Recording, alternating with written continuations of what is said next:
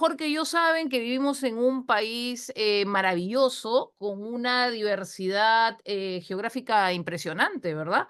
Reconocida por muchos. Y que además goza de una interculturalidad que creo que todavía no reconocemos y nos vanagloriamos como país.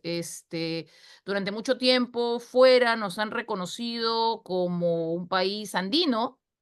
Es más, cuando venían algunos extranjeros, les estoy hablando porque yo soy muy mayor, cuando venían algunos primos, tenían esa idea del chullo y la llama viniendo a visitar Lima, porque a veces nos hemos vendido como eso sin saber que somos un país amazónico. De estas 48 lenguas que tenemos, 4 se hablan en los Andes, sí, pero 44 se hablan en la Amazonía. O sea, la diversidad cultural amazónica es impresionante y como territorio la Amazonía es impresionante.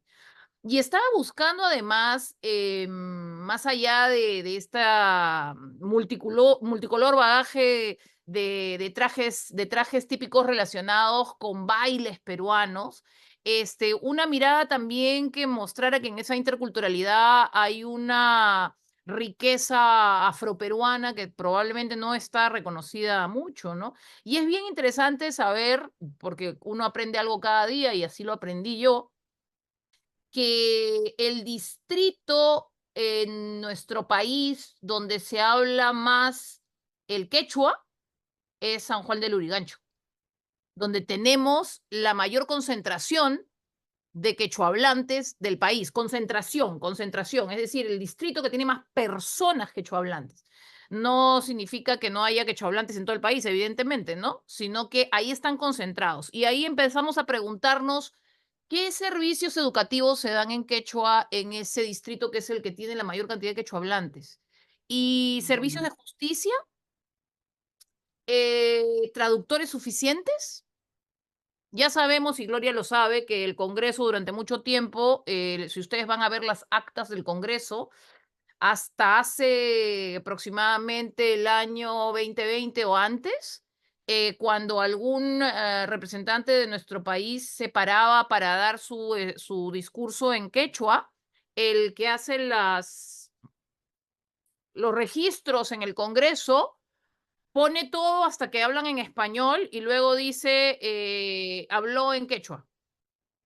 Así que si ustedes van a buscar los registros de un congresista quechohablante que decidió hacer su discurso en quechua en el Congreso hasta antes del 2018, van en escrito, redactado, no lo van a encontrar, porque dice, se puso a hablar en quechua.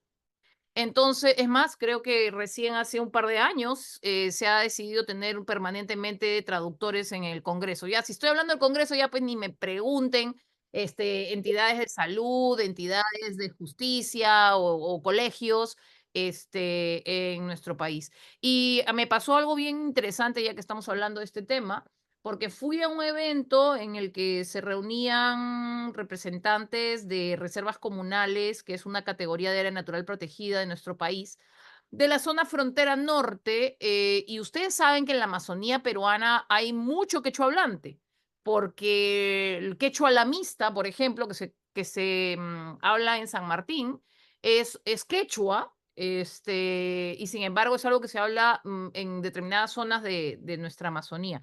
Bueno, resultó que una de las quejas que tenía uno de los señores que estaba ahí, porque estábamos identificando los problemas que tenían ambientales, pero luego también hay temas sociales importantes que ellos tenían.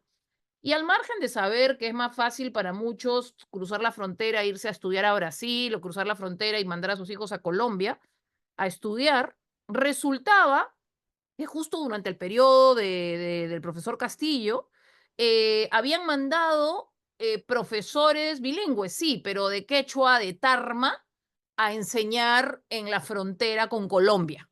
Entonces el pata decía, pero es que ese no es mi quechua. Entonces, hay un tema muy, muy complejo que no abordamos y que seguro excede a mi conversación del día de hoy y del cual no soy experta efectivamente. Pero quería compartir con ustedes porque sé que probablemente en las preguntas ustedes me van a explicar más. Bueno, lo mismo pasa con los climas, ¿no? 38 tipos de climas, muchas personas decían si el mundo estuviera por acabarse, todo podría comenzar nuevamente en el Perú porque la diversidad que tenemos es alucinante.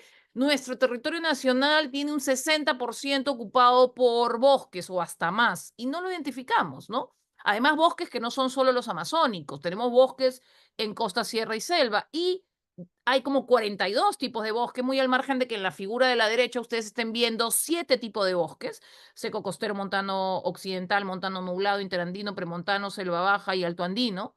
Pero la verdad es que hay 42 tipos de bosques, si nos vamos a definir muy al muy al detalle, ustedes lo pueden encontrar en ese link que les he puesto, de los cuales, claro, 20 se encuentran en selva baja, pero tienes 9 en selva altas, 4 en sierra y 9 en costa, ¿no? Entonces, la verdad es que es bastante interesante, pero más interesante aún es saber para qué sirven, ¿no? Es interesante entender para qué sirve un bosque, porque si no, dependiendo de dónde estemos en nuestro país, sentimos que nos estorba. Las migraciones altoandinas hacia la selva, hacia la zona amazónica, por ejemplo, lo que hacen es tumbar monte. ¿Por qué? Porque no saben coexistir con el monte, no saben coexistir con el bosque. Entonces, el árbol le estorba. Y lo que no entienden es que ese árbol es el que permite que haya nutrientes en el suelo. En el momento que, producto de la migración, de la agricultura migratoria, se tumba el bosque, resulta que ese suelo no te dura más que 2 o 3 años y terminas luego teniendo que migrar un poco más allá y tumbar más bosque, evidentemente. Em, Somos bendecidos en materia de agua, ¿ah? La verdad es que estamos como entre el 10% de países con mayor, volumen de agua. Después hablaremos si está adecuadamente, distribuido.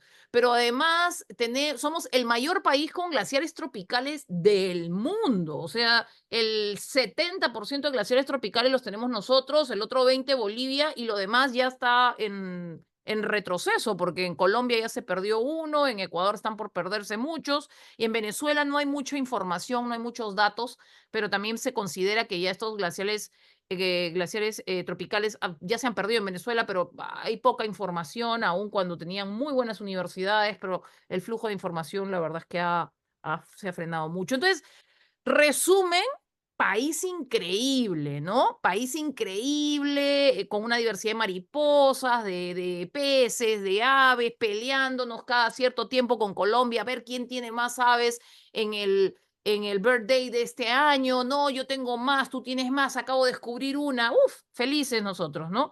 Anfibios, reptiles, mamíferos, plantas, orgullosísimos de todo eso.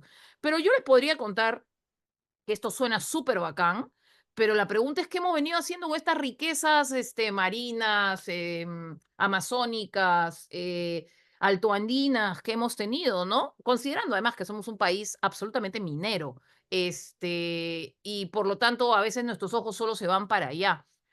La verdad es que nosotros hemos sido muy bendecidos con recursos naturales, pero algún momento pienso que ya eso te deja de ser una bendición, ¿no?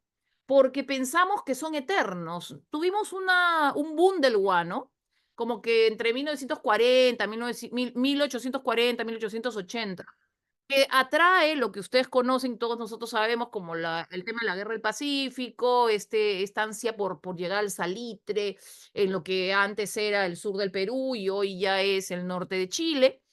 Pero yo quiero que nos enfoquemos no solamente en que nos volvemos locos y vemos recursos naturales y nos queremos llevar todo mañana, sino quiero que vean las fotografías, las dos fotografías de abajo.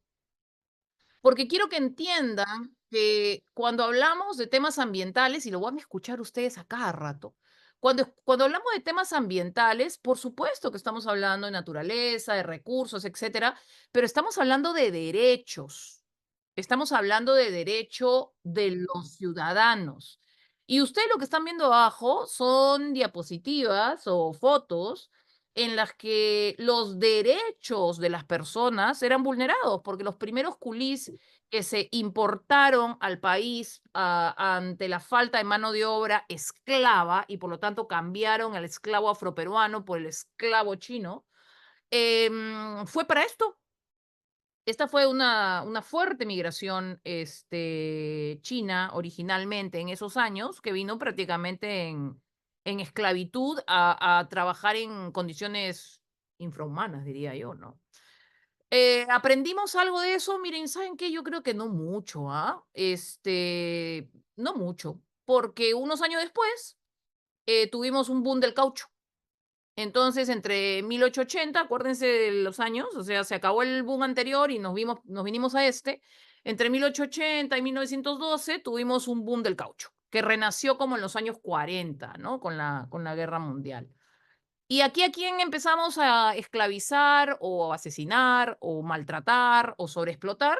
Bueno, a los otros peruanos, pero esta vez a los amazónicos.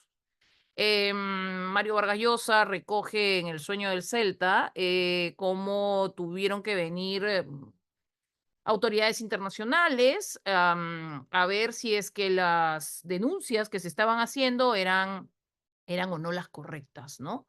Me acabo de enterar este fin de semana que, por ejemplo, porque para que vean que no todos aprendemos algo nuevo, yo siempre estoy en la casa de aprender algo nuevo, precisamente las relaciones con Japón se inician y se suscriben a raíz de que un barco con culíes chinos, evidentemente, con personas chinas en él, eh, es equivoca la ruta, no, tiene que ir a un puerto, japonés, porque tuvo problemas, y en el puerto japonés los culíes le decían: nos están llevando a la Prepo en condiciones desastrosas", y ahí el primer conflicto, para que vean, las relaciones peruanas que se están celebrando ahora, si no me equivoco, sus 130 años, 120 años de la primera migración japonesa, se basan en un conflicto en el que el gobierno de Japón dijo: alto, tú no vas a ir a un barco de esclavos. Eh, Aprendimos en el 45 con esto. Miren, la verdad es que cuando nuestras autoridades de Lima, hoy elegidas como autoridades en Lima, se van a hacer su campaña a Iquitos y dicen que deberíamos de poner, como en la época del caucho, todo para que vengan los turistas, es pues simplemente que ignoran la matanza que ha habido de peruanos en la Amazonía peruana producto del boom del caucho. ¿Aprendimos algo? No, no se preocupen, no aprendimos nada, porque lo mismo tratamos de hacer en la década del 70, cuando empezamos a ser potencia pesquera en los 50, y en los 70 éramos el primer exportador mundial de harina de pescado, y simplemente dijimos: mira, hasta que reviente, ¿no? O sea, vamos a hacerlo de todas las maneras. Por supuesto que hoy día hay vedas, por supuesto que hoy día se trata de cuidar que los juveniles tengan tiempo para reproducirse y crecer, pero seguimos viendo que hay un demasiado interés por tener cuotas en particular y demasiado poco respeto por parte de las autoridades que no les ponen freno a este tipo de cosas. Ustedes deben haber recordado probablemente últimamente que se decía que la Sociedad Peruana de Pesquería, la Sociedad Nacional de Pesquería, SNP, estaba impugnando una decisión del Servicio Nacional de las Naturales Protegidas porque quería hacer pesca en Paracas, diciendo que tenía derechos anteriores a la creación del área, ¿no? Y luego salió a la luz que lo que ocurrió es que estas benditas empresas, o varias de las empresas que pertenecen a la Sociedad Nacional de Pesquería, tienen multas por haberse metido a Paracas siendo un área natural protegida y no teniendo derechos para ello. Entonces, bien interesante ver que la verdad es que no aprendemos mucho. Y entonces todos ustedes me van a decir: no te pases, pues me estás hablando hace 2 siglos, 1 siglo y medio, ya somos modernos y ahora hacemos las cosas diferentes. Mira, no creo, ¿ya? No creo, porque solamente en los últimos 20 años nos hemos tumbado más de 2 millones de hectáreas de bosque húmedo amazónico, porque en la Amazonía peruana seguimos teniendo imágenes como las de la izquierda, en que la agricultura migratoria tumba bosque periódicamente, y vamos a ver más adelante que incluso autorizados por nuestras autoridades regionales y avalados por autoridades nacionales. Em, Tenemos talas de árboles, ya no te digo centenarios, milenarios, ¿no? Que todavía no que todavía hay dudas si los vamos o no a cuidar y a defender. Eh, y lo que no entendemos es que eso no es madera, eso no es hectáreas, eso es biodiversidad en su conjunto. Estamos aniquilando territorio que es a su vez albergue de más especies, y entre ellas la especie humana, por si acaso, ¿no? O sea, pensamos y todavía escucho discursos setenteros en las autoridades que dicen, pues que tenemos que desarrollarnos, así que tenemos que ir a la Amazonía y hacer expandir la agricultura. O sea, ¿sabes qué? Ignorancia, pero hasta el tope, ¿no? Y ese país tan fabuloso con agua en abundancia, que por cierto está también en la lista de los países que van a ser más impactados con el estrés hídrico, así que es una balanza medio negativa. Bueno, tiene solamente el 1,8% del agua que viene hacia la costa, a la vertiente del Pacífico, porque el 97, casi 98, se va para la Amazonía, hacia la vertiente del Atlántico, y la vertiente del Atlántico es la que da a Brasil. Y quise ponerles el planito de la derecha, el mapita de la derecha, porque es bien, bien, interesante, ¿no? Interesante para el que dice, vamos a desarrollar nuestro país haciendo más hidroeléctricas y vamos a hacer más Chavimochic 1, 2, 3, 14 y vamos a hacer chinecas, la gran y ansiado sueño del norte del país. Miren, la verdad es que sí, pues tenemos la menor disponibilidad de agua en donde hay la mayor cantidad de gente. Y por supuesto que el PBI, pero no solo producto de agricultura, agricultura de exportación o lo que fuera, em, es súper importante. El 85% de nuestro PBI está en regiones que son de la costa, regiones de la costa, porque Ancash aporta un 7,9 al PBI, pero por lo menos lo aportaba en el año 2019, pero entendamos que hay minería, ¿no? Hay zonas altoandinas ahí. Piura tiene zona altoandina, así que, por favor, no nos engañemos. Las regiones de nuestra costa peruana son regiones que a veces las vemos solo hacia el mar y la verdad es que tienen una proyección hacia nuestras zonas altoandinas que es súper importante, ¿no? Pero, u- ¿qué? ¿La solución es vamos a seguir haciendo irrigaciones en el desierto? ¿Trayendo el agua de la Amazonía para hacer irrigaciones en el desierto? ¿Pero irrigaciones para qué? ¿Para seguir sembrando arroz? Hay una mirada muy extraña de las disponibilidades de recursos que tenemos. Y en vez de buscar cómo maximizar el uso de los recursos en el sitio donde están, estamos viendo cómo hacer, como por ejemplo en este caso, trasvases. Trasvases que en Europa ya están en retroceso, porque al hacer un trasvase impactas negativamente los ecosistemas que están para el otro lado. Voy adelantando que yo no satanizo ninguna actividad económica, así que no piensen que estoy en contra de, por las puras, alberjas, no, para nada. Yo, en todo caso, lo que pienso es que necesitamos reflexionar un poco más, identificar las potencialidades que tenemos en nuestras regiones y darle con todo a esas potencialidades de manera sostenible, como lo vamos a ver más adelante, y en beneficio de los ciudadanos, definitivamente. Solamente les comento, para aquellos que, por ejemplo, pueden ser del norte de nuestro país, que el sembrar arroz en el desierto puede sonar retador e innovador, pero la verdad es que lo que ha generado unos niveles de salinidad en el suelo que hace que también se tengan que abandonar determinadas tierras para poder migrar hacia otras y además está impactando las ciudades porque esa salinización también está llegando a las ciudades de manera significativa. Em, Esto que acabo de decir en cuanto a un mal uso de los recursos, les comenté que en materia de agua nos convertía en uno de los países top para ser víctimas del estrés hídrico ante el cambio climático, ¿no? Un tema de menor precipitación y sobre todo, les acabo de hablar de los glaciares tropicales, de los cuales tenemos el 70% del país, del mundo, monstruo, pero se están yendo.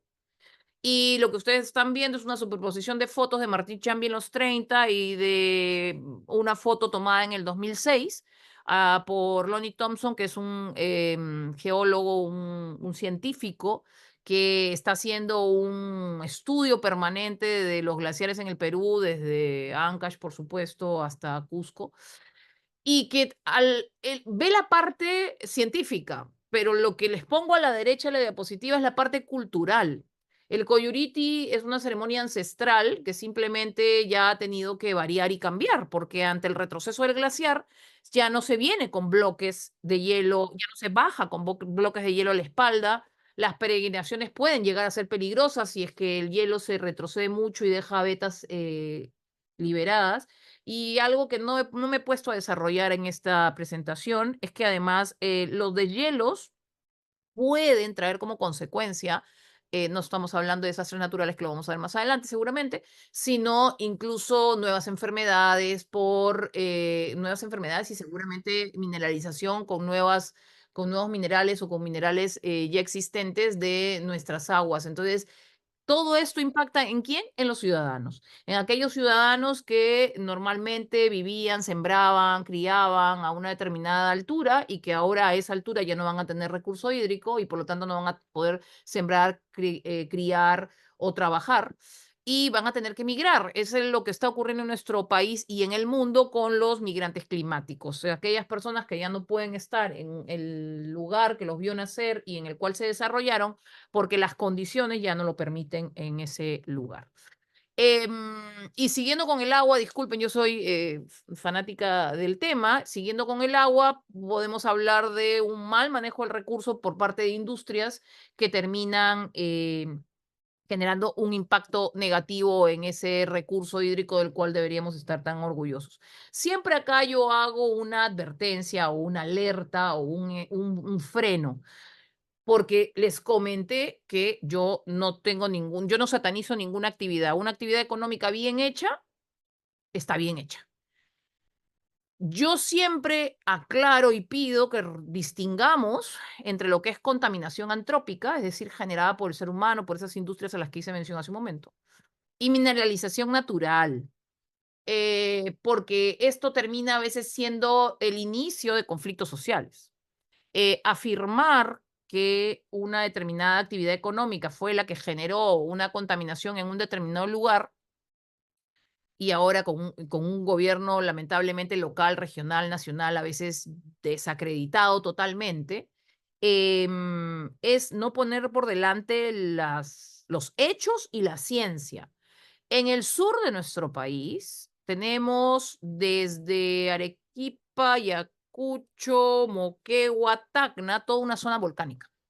Así que vamos a tener emisiones de boro y de metales pesados en los ríos de nuestra costa sur por actividad de la naturaleza y no de una industria en particular.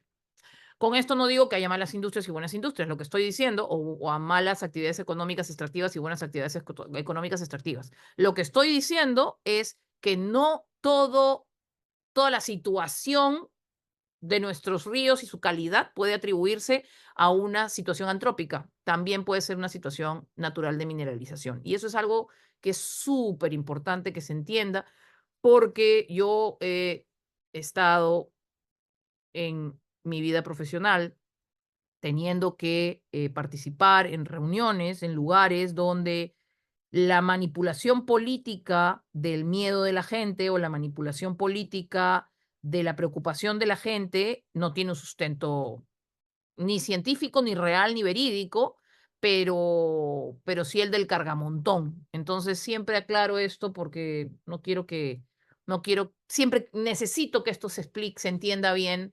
Por eso, ricas montañas, hermosas sierras, risueñas playas, es mi Perú. Cuando canten eso, recuerden que esas ricas montañas son ricas en minerales y por lo tanto hay una alta posibilidad de mineralización natural que no proviene necesariamente de una actividad económica. Eh, y esto es lo que está pasando hoy día, que nuevamente es algo que impacta derechos. Hace un momento, una contaminación de las aguas por una actividad económica mal realizada puede afectar derecho a la vida de las personas, afecta el derecho a la vida de las personas. Pero cuando hablamos de actividades ilegales como las que ahora pareciera que están tan apoyadas, estamos hablando no solamente de que se tumbaron 10, 100 o 1000 hectáreas de bosque, ¿no? Y ahí empiezan algunos a decir, ah, pero lo que pasa es que les preocupan más los animales que las personas. Ah, un momentito, mamacita. O sea, la degradación humana asociada a las actividades económicas ilegales, no tiene parangón. El trato de personas, el abuso de niños, niñas, adolescentes, mujeres, producto de la minería ilegal, y mayores barbaridades aún que para no debería contarles, pero seguro Gloria las sabe perfectamente. Em, es lo que atrae este tipo de actividades económicas. Aparte, yo podría hablarles de que no pagan impuestos, aparte les podría hablar de mil cosas. Pero además de eso, esos impuestos, por cierto, son los que pagan luego la educación, la salud de aquel que está más vulnerable en nuestro país y no puede acceder a un servicio privado porque además el Estado está en la obligación de brindarle servicios básicos a la población que más lo necesita. Además, impacta derechos humanos de una manera terrible. Y a veces parece que eso lo vemos solo si lo tenemos a la vuelta de la calle, ¿no? Muchos en la costa del país o en Lima, que recordemos que tiene como la tercera parte de la población ubicada en lo que es Lima completa, hasta el norte, sur y este, pareciera que en ese momento se dieron cuenta que hay derrames de petróleo. Porque todos vimos Ventanilla y vimos el impacto que hubo para todos los pescadores y para los comerciantes que habían puesto sus esperanzas en que el verano comenzaba y que si las playas estaban adecuadas, porque Digesa decía que la calidad de agua era la correcta, podían tener una actividad económica que les permitiera subvencionar su vida durante ese verano y el resto de los meses y quizás colectar el dinero que necesitaban para que sus hijos fueran al colegio, etcétera. Solo cuando nos pasa ahí, no se pasen. Hay más de 1.200 derrames en nuestro país solo entre el 97 y el 2021. Y no solo en la Amazonía. Claro, en la Amazonía un montón, 566, pero 404 en la costa, 27 en Piura, Lambayeque y Cajamarca. Así que sí, es un problema cuando ocurre en la Amazonía, donde estos señores no tienen dónde ir a comprar su bidón de agua San Luis o su bidón de agua Cielo.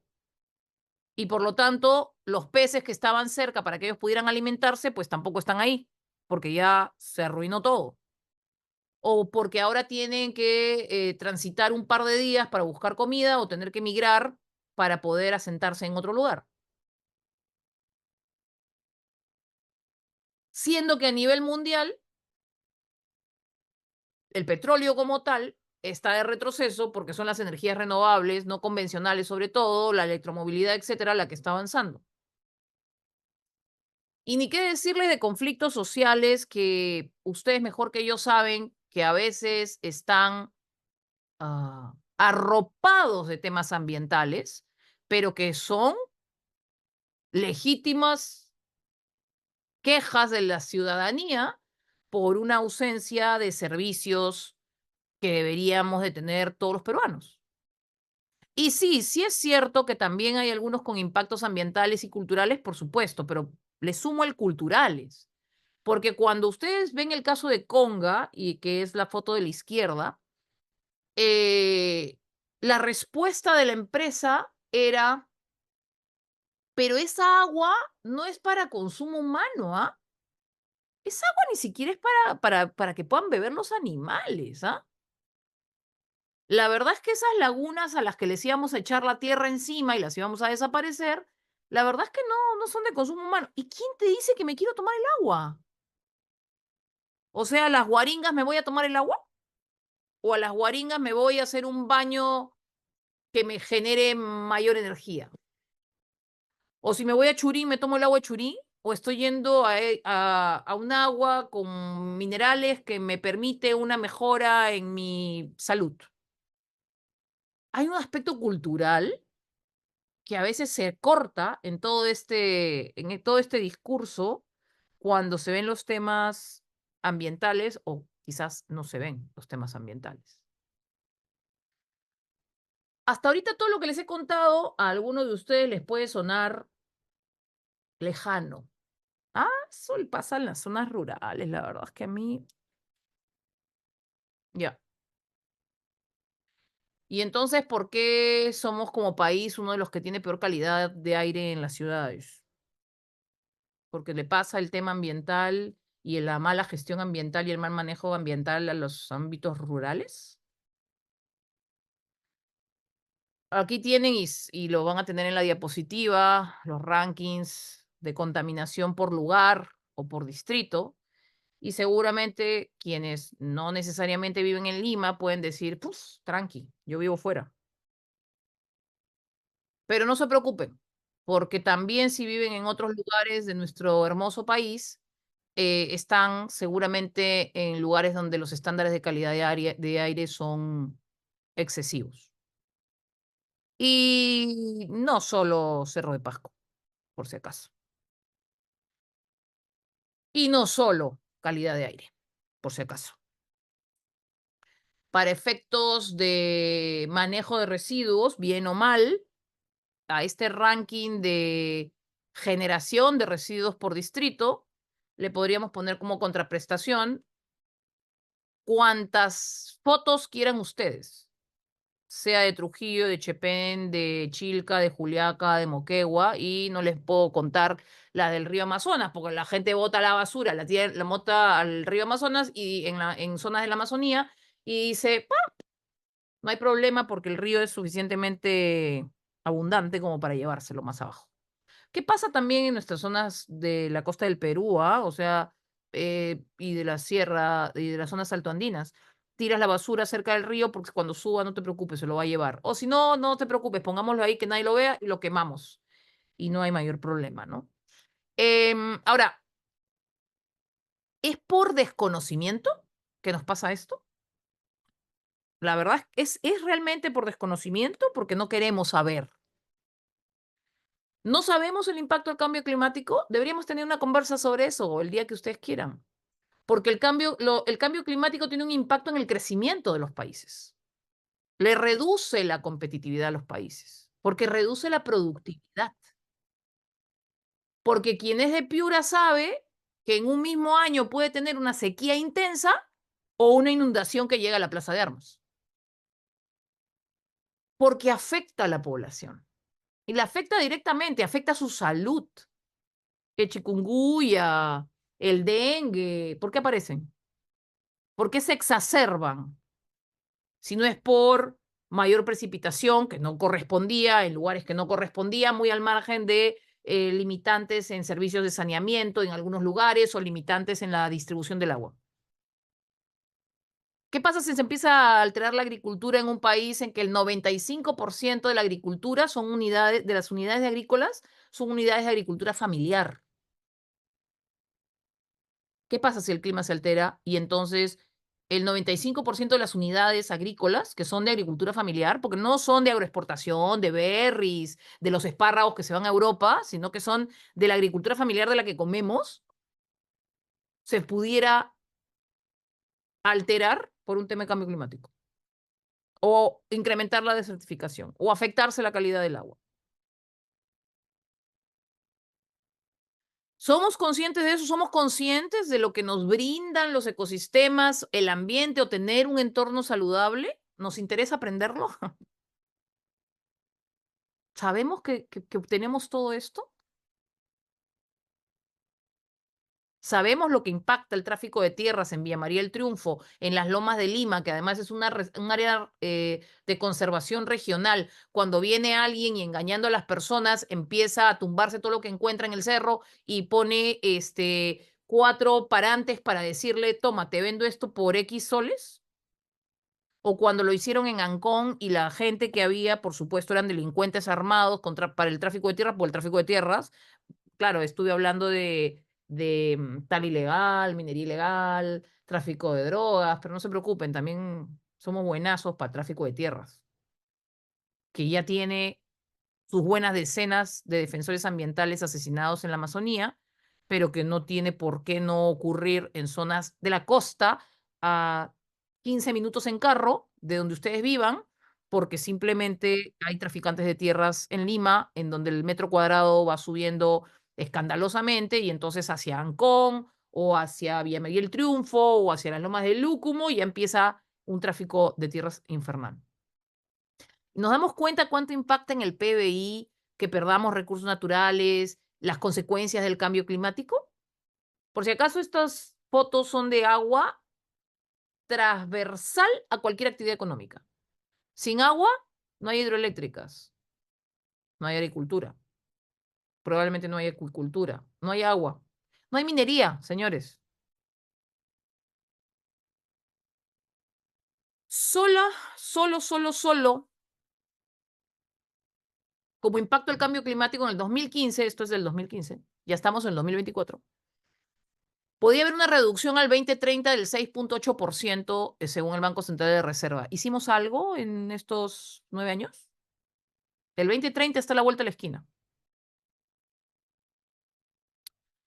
Adaptándonos al cambio climático, podríamos evitar costos que luego serían complicadísimos de reponer, porque se habla de pérdidas hasta de por $1 billón de dólares.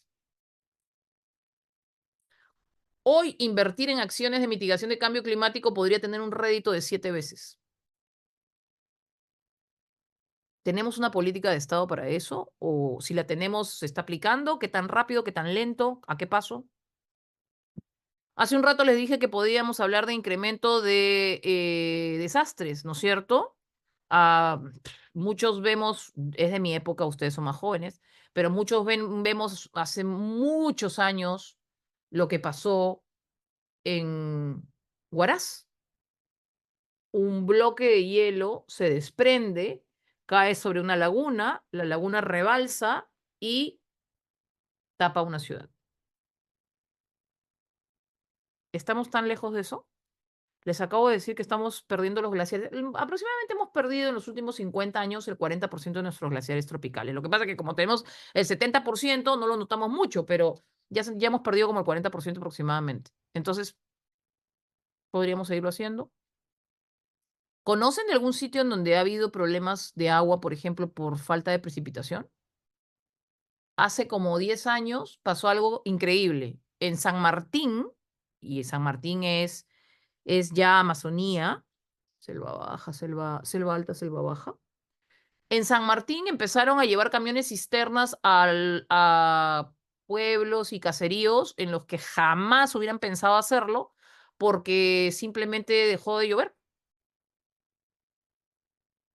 Entonces, esta intensidad de desastres va a continuar, ¿ah? Porque el cambio climático se sigue impactando, la emisión de gases de efecto invernadero sigue incrementándose, eso de que no podíamos llegar a los 2 grados ya es lamentablemente por una falta de acción rápida de, de todos los gobiernos, está haciendo algo que es bastante difícil de revertir y de frenar. Y ojo para el que piense que nosotros somos poco emisores, entonces la verdad es que no deberíamos, el que debería pagar por estos efectos y estos impactos es solamente las economías de primer mundo, porque nosotros no emitimos tanto. Sí, seguramente, ¿no? Para efecto comparativo con Latinoamérica y con el mundo, nuestras emisiones son mínimas. Pero ¿sabes de qué son nuestras emisiones? De deforestación,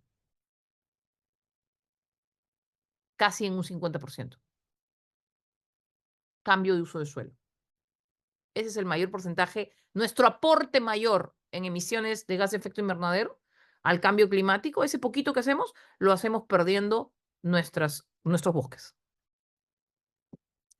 Así que, dicho todo eso y no para deprimirlos, tenemos que conversar un poquito más. Tenemos que conversar de desarrollo sostenible. Tenemos que conversar que el desarrollo no es solo económico. Tenemos que conversar de que el desarrollo es humano, de que el desarrollo tiene que ser sostenible, que además, desarrollándonos sosteniblemente, vamos a tener réditos económicos. Eso se los cuento porque yo aspiro y sé que tengo acá un público que trabaja en el sector público, pero también puede trabajar en el sector privado o en organizaciones de la sociedad civil. Acá no es un tema de quién gana o quién pierde. Aquí es un tema de que si no lo hacemos de manera conjunta y unida, la verdad es que no vamos a ningún lado, ¿no? Han sido como desde los años 60 una carrera por ver el tema ambiental y cómo frenar un desarrollo que era solamente de chimeneas y humo, ¿no? En los 60, 70 se van formando voluntades para sacar adelante un llamado en esa época ya a desarrollo sostenible, ¿no? Se pone la Conferencia de Estocolmo en el 72 como una referencia, el reporte Brundtland como una referencia, y esto va consolidándose en los años 80 y 90. Hoy día, cuando ustedes escuchen hablar de la Convención Marco de Cambio Climático, de la Convención de Biodiversidad o de la Convención de las Naciones Unidas contra la Desertificación, están escuchando hablar de algo que nació en Río de Janeiro en los años 90. Claro, no nació así por generación espontánea, ¿no? Para cuando usted llega a una reunión o convención internacional, han habido años de coordinaciones. Pero ya en ese momento se llegó a un punto en decir, tenemos que pensar en el cambio climático de manera global, en la biodiversidad de manera global, en la desertificación de manera global.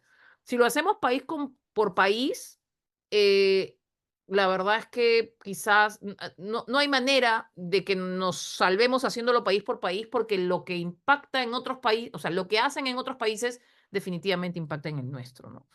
Y, y sí tuvo un cierto impacto lo que ocurrió, porque fue una época en que hubieron muchos cambios en Latinoamérica. Bueno, en Latinoamérica siempre estamos teniendo cambios, ¿no? Los estamos viendo en las recientes elecciones que estamos teniendo en Brasil, en Colombia, en Ecuador, en Perú mismo, en Chile, en Argentina, ¿no? O sea, nos vamos de un extremo al otro, a veces bamboleándonos de un extremo a otro. Pero en esa época, les cuento, el año anterior a la cumbre de Río, Colombia había sacado su constitución y su constitución tenía bastantes aspectos ambientales.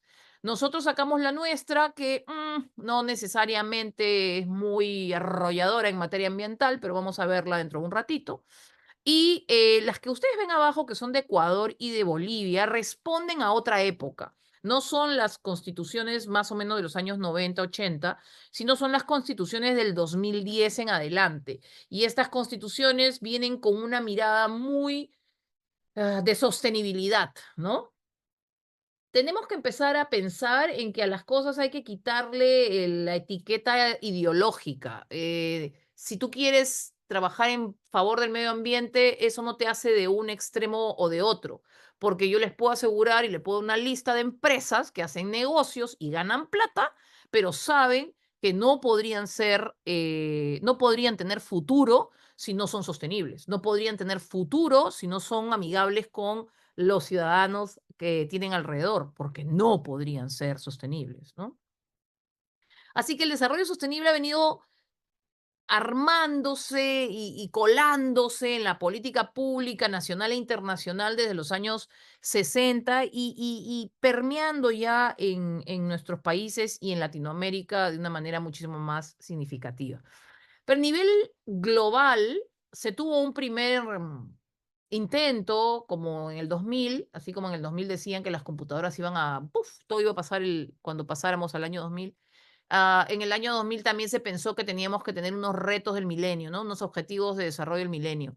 Y, y no se cumplieron, miren, 15 años se pusieron de meta para poder avanzar en beneficio de, de los ciudadanos globales y la verdad es que no se pudo avanzar mucho.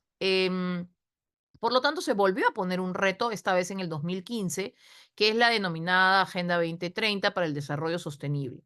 Cuando yo escucho de una manera realmente, yo creo que con mucho desconocimiento, satanizar la Agenda 2030, yo le digo, a ver, la Agenda 2030 dice que al 2030 deberíamos tener hambre cero. ¿Qué de eso le parece mal?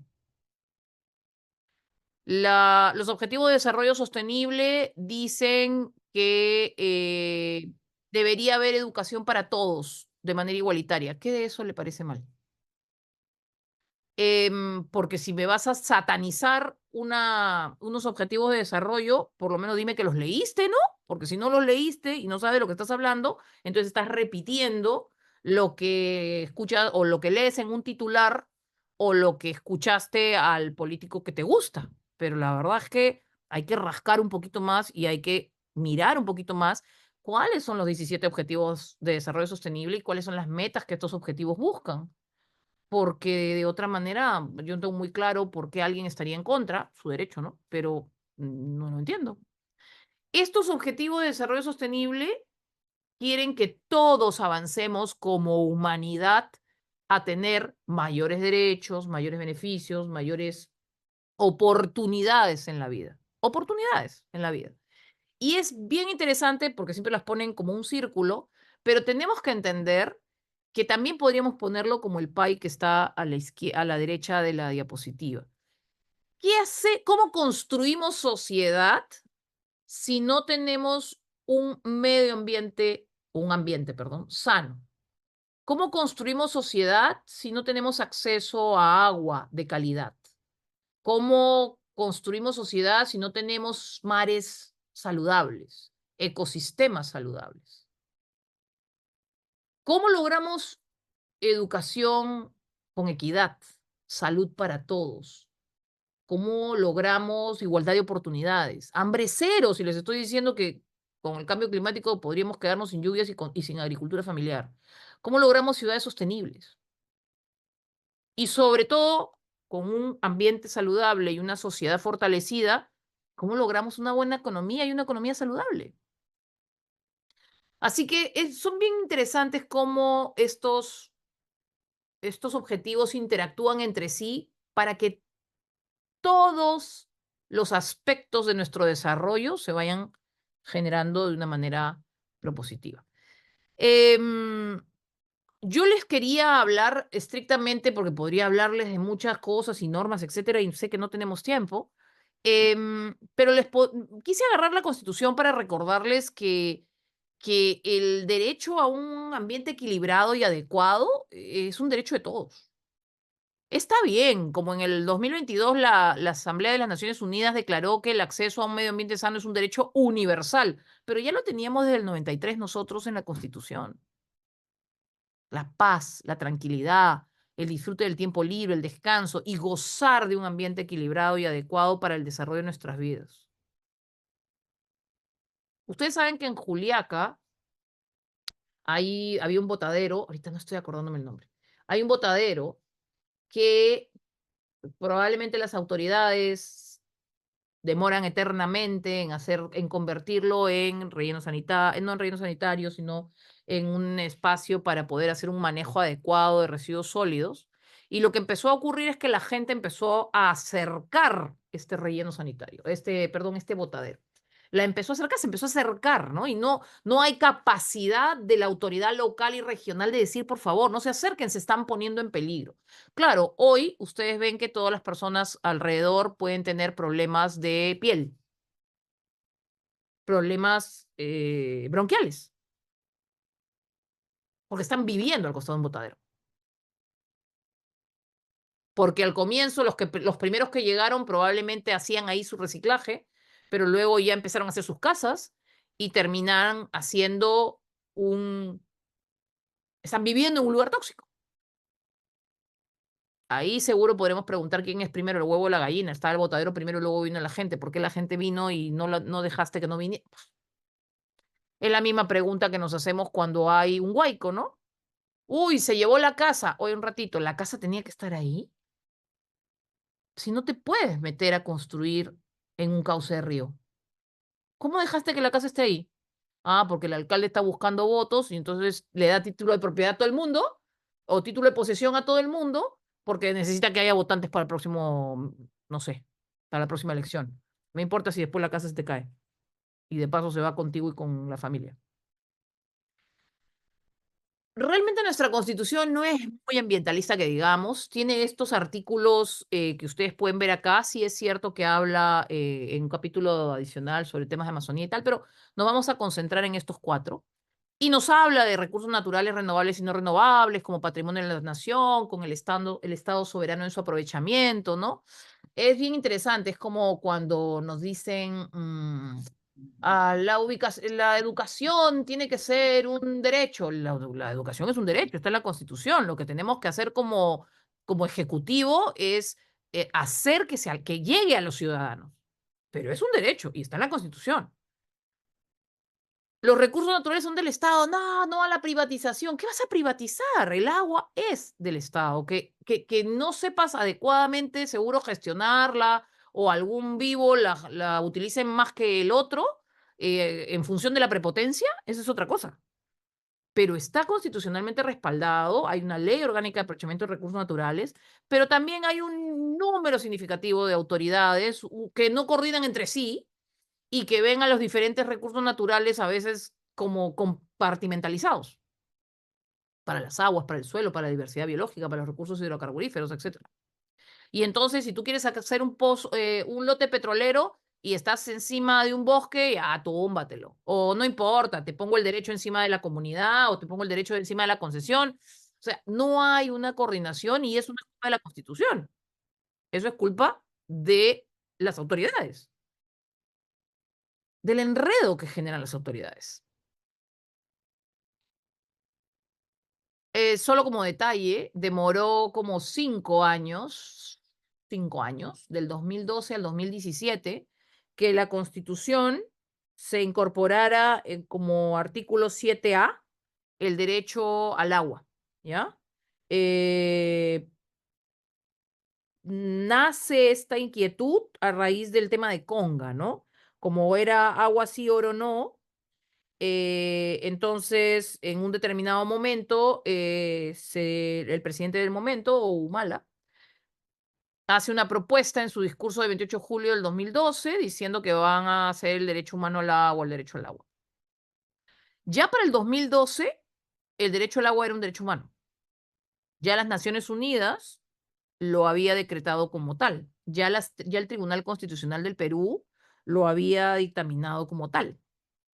Pero claro, lo pusieron en la Constitución y se demoró 5 años en entrar, ¿no? Ahora modifican la Constitución en 3/4 de hora y nadie dice nada, ¿no? Y además te le ponen parche a todos los artículos, entonces ya llega un momento, no sabes tú qué Constitución, de qué Constitución estamos hablando, en todo caso, ¿no? Se habla de una política ambiental en nuestra Constitución y existe una política ambiental que la primera fue del 2009 y la última ha sido ahora del 2021, que tiene un horizonte hacia el 2030 y lo vamos a ver más adelante, lo que busca es la mejora de la calidad de vida de los ciudadanos, básicamente, ¿no? Se sabe que hay una disminución de los bienes y servicios que proveen los ecosistemas que afectan el desarrollo de las personas y la sostenibilidad ambiental. Entonces, hay que hacer algo para revertir eso y para beneficiar a los ciudadanos, que son nuestra razón de ser, ¿no? Hay todo un detalle sobre conservación, un artículo sobre conservación de diversidad biológica y de áreas protegidas. El Estado está obligado a promover la conservación de la diversidad biológica y de las áreas protegidas, ¿no es cierto? Y para eso han aprobado el convenio de biodiversidad, hay una ley de conservación y aprovechamiento de la diversidad biológica, tenemos un sistema fabuloso de áreas naturales protegidas del cual deberíamos sentirnos orgullosos. Y sin embargo, el Congreso buscaba modificar la ley forestal, que promueve la deforestación. Salen normas en favor a mineros ilegales o a minería ilegal, que termina destruyendo nuestro ambiente. El Ministerio de Energía y Minas dice, oye, me molestan mucho las áreas protegidas y yo quiero poner lotes petroleros encima, así que vamos a modificar la ley.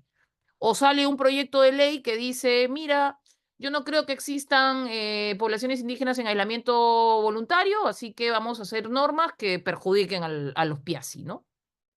Poblaciones en aislamiento voluntario y contacto inicial, PIASI.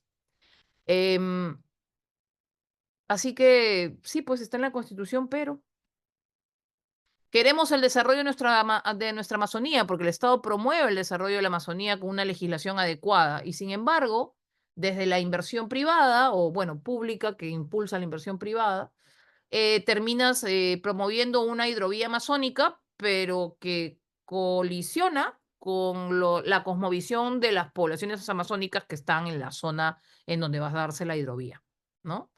Entonces, complejo, ¿no? Si a eso le metes inestabilidad política, si a eso le metes este pleito, congreso ejecutivo que se ha venido dando, hasta que ya ahora ya no es pleito, sino que es convivencia, ya no sabemos cuáles son los motivos, ¿ah? O algunos quizás sí sepamos cuáles son los motivos, probablemente. Cuando yo veo fotos como las de la derecha, me deprimo, la verdad. Lo que ustedes están viendo a la izquierda es la deforestación constante que ha hecho desde el 2020 más o menos a la fecha la comunidad menonita en zonas de Ucayali. La colonia menonita, que es un, un- un- no es una religión, pero es una creencia, un grupo religioso en todo caso, em, ya están en Bolivia desde hace bastantes décadas, en algunos otros países de Latinoamérica y han llegado a Perú aproximadamente hace unos 10 años más o menos. Y ahora obtienen o han obtenido títulos de posesión en bosque primario, el cual han tumbado para hacer agricultura. Eh, en algunos lugares es evidente la ilegalidad de los títulos con lo que lo han hecho. La deforestación está prohibida porque les cuento que el patrimonio forestal es ese patrimonio al que la Constitución dice que es patrimonio del Estado. Y sin embargo, el ministro de Agricultura actual, cuando se reunió con todos los que promueven la, entre comillas, denominada ley antiforestal, que lo que busca es avalar aquellas deforestaciones hechas hasta hacia un determinado momento, reconocer títulos de posesión dados irregularmente, etcétera, se reúne con, y ustedes los ven acá, entre otros, con esos menonitas que vienen derrumbando, o sea, deforestando a diestra y siniestra el bosque amazónico desde hace más de 5 años. Entonces, la verdad es que sí, es cierto. Yo voy a terminar aquí más o menos en unos ratos muy rápido, porque sí quería recordarles que todo lo que he conversado son temas ambientales, son temas de gestión ambiental, de gestión de recursos naturales, pero realmente son temas de derechos. Realmente hay una reducción del bienestar de la población cuando tenemos una pérdida de la biodiversidad, un deterioro de la calidad ambiental, un incremento de riesgos o impactos de peligros naturales, una débil gobernanza ambiental, un aumento de procesos productivos de bienes y servicios que no son coeficientes o un comportamiento ambientalmente insostenible de la ciudadanía. Todo eso lleva a que se reduzca el bienestar de la población. Así que entiendo el por qué las marchas y entiendo el por qué se sustentan, eh, por algunos nada más, el frenar este tipo de cosas. Y para el que le gusta el aspecto económico, bueno, la Unión Europea está luchando para combatir la deforestación, entonces ha dicho que no va a aceptar la exportación a Europa de café o cacao peruano, por ejemplo, si viene producto de una zona deforestada y para ello hay que tener muy claro cuándo fue que empezaste a hacer tu cacao, tu café y si lo estás exportando adecuadamente. Para otros países es ganado, es soya, etcétera, ¿no? Pero en Perú, básicamente, ahorita lo más emblemático es café y cacao. No significa que no haya ganadería, por si acaso, pero básicamente si es que hablas de un producto que está yendo fuertemente a un mercado en el exterior y que puede impactar significativamente la deforestación en nuestro país, es este par de productos hasta ahora. Muchos retos, ¿por dónde comenzar? Miren, comencemos conversando del tema, comencemos entendiendo el tema y aprendiendo un poquito más del tema, ¿no? Básicamente, que crezca el PBI no lo es todo, porque en la última década creció el PBI, pero, y se supone que la pobreza bajó, se supone, ¿no? Pero subieron las emisiones, es decir, hay un consumo excesivo de energía, hay ahí un cambio de uso de suelo que ha empujado ese 4% del PBI. Pero qué monstruo, eso era hasta el 2019, prepandemia. Hoy día se confirma que la pobreza en el Perú alcanza casi a la tercera parte de los peruanos. ¿No es cierto? Y que hemos retrocedido como una década en esta lucha. Por desgobierno, por falta de interés, por falta de capacidades, creo yo, en todo caso. ¿Ah? ¿Desde dónde portar? Pucha, desde donde estemos, la verdad. ¿Ah? Si ustedes están trabajando en el sector público, bueno, aportemos a través de políticas públicas que den soluciones y que estas políticas públicas estén alineadas multinivel, lo local, lo regional, lo nacional. Que todos los actores participen, no hay que tenerle miedo al sector privado, ni a las ONGs, ni al Estado. Hay que empezar a construir confianza, porque hay una desconfianza generalizada. No solamente trabajemos intersectorialmente entre sectores de gobiernos, también intrasectorialmente. ¿A cuántos de ustedes les ha pasado, si es que alguno trabaja en el sector, ha trabajado en el sector público o trabaja en el sector público, que dentro de un mismo ministerio, los dos viceministerios están peleados? o dentro de un mismo viceministerio, las direcciones generales no se hablan y no coordinan. Y sobre todo, cualquier cosa pensemos en hacerla con un enfoque intercultural, de género e intergeneracional, porque ya hay una mirada intergeneracional que tenemos que empezar a abordar significativamente. Si estamos hablando del sector privado, hay toda una oportunidad de cambio en la producción más limpia, una economía circular, con propuestas súper claras de economía circular como las que tienen ustedes acá, ¿no? Manejo de residuos, un comportamiento en la demanda y en el consumo, mejor compras públicas sostenibles, ¿no? Valoración de los materiales, un uso eficiente de los recursos. Y desde la ciudadanía, aún cuando estemos en el sector público o privado, siempre podemos hacer algo, ¿no? Podemos tener conciencia de lo que son nuestros gastos, no solo económicos, sino nuestros gastos en energía, nuestros gastos en agua, cómo hacer mejoras, cómo segregar, cómo reutilizar, cómo hacer compras locales, ¿no? Cómo hacer compras de temporada. No querer comprar una fruta que la verdad es que le han metido, parece de plástico y le han metido todos los químicos posibles, porque la verdad es que esa fruta no es de temporada, ¿no? La han alargado para que pueda llegar a su mesa. Volver a retomar algo que con la pandemia se perdió, ¿no? O sea, había toda una campaña de menos plástico, más vida, para que no nos dieran la pastillita de 3 pastillitas en una bolsita de plástico en la farmacia, y el desincentivo era cobrarla.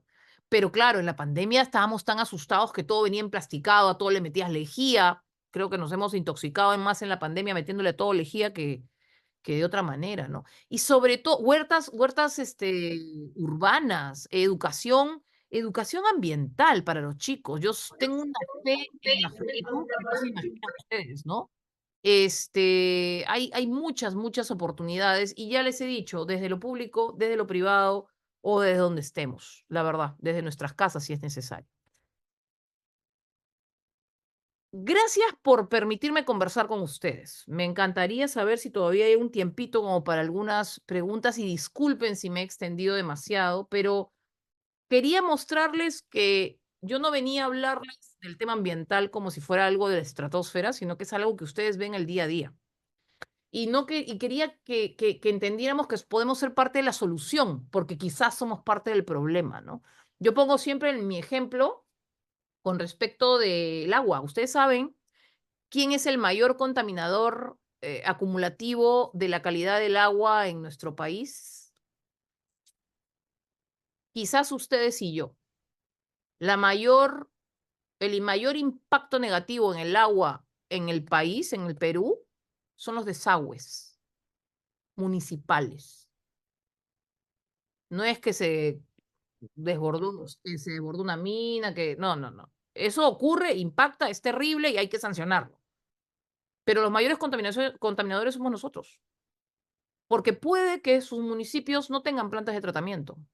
Hasta hace unos años, Arequipa mandaba todos sus desagües al río Chili. Y los agricultores aguas abajo estaban felices, porque como el río Chili es muy bajito, tiene poca capacidad, lo que llegaba además con nutrientes. Hasta hace Lucía, muchos años el Ancash, el río Santa, era el más contaminado. Así que nada, lo dejo ahí para que podamos conversar. Muchísimas gracias. Sorry. muchísimas